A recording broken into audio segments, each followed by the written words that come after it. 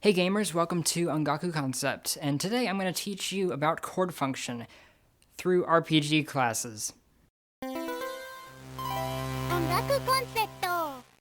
There are 7 basic chords that can be derived from a given key. These are the 1, 2, 3, 4, 5, 6, and 7. Now, I'm sure you knew this, but just in case you didn't, I recommend learning what a key is and how to harmonize the major scale before proceeding. But if you already have a grasp on that, then continue on. These 7 chords are called diatonic chords because they stay inside of the key, and each of them has a name: tonic, supertonic, mediant, subdominant, dominant, submediant, and leading tone. It's very important to know how each of these chords functions because that will help you to write effective chord progressions, which means that your songs will flow with just the right amount of tension and release for what you are trying to express. Now, this list might seem a little bit daunting, but all of these chords can be grouped into 3 categories: tonic, subdominant, and dominant.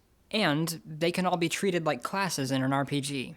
The tonic class is comprised of the 1, 3, and 6 chords. These are your healers. You know what healers tend to carry a lot of? Tonics. These are extremely stable chords, with the 1 chord being the most stable since it's the center of the key. These chords aren't very strong, and they don't pull your ear in any specific direction, but they are very dependable, and if you have a lot of tense stuff going on, they are great chords to resolve to. The subdominant class is comprised of the 2 and 4 chords. These are your rogues, adventurous chords that pick up the pace and get things moving. These chords can be a little bit sneaky. Many beginning ear trainers often confuse these chords for chords from the tonic class, but keeping them in context and looking at the song as a whole will help you avoid making that mistake. They're also a little bit tanky. They're stable enough to stay put for a little while, but their restless nature means that you can't have them in one place for too long. They have to keep moving. As the name might imply, the subdominant is often followed by a chord from the dominant class.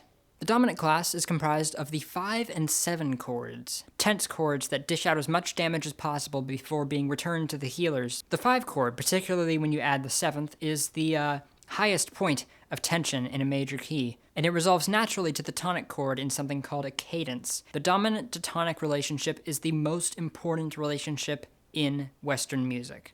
This was just an overview on basic chord function, but I hope it gives you an idea on how some of these things work. I'll talk about chord function in minor keys as well as non-diatonic chord function in future videos, but if there's anything you take away from this video, I want you to understand that pretty much every single chord you come across, diatonic or otherwise, can be classified into one of these 3 groups. Do some listening and make sure you understand your Roman numeral notation because that'll make this process a lot easier for you. If you have any questions, let me know in the comments or email me at ongakuconcept@gmail.com.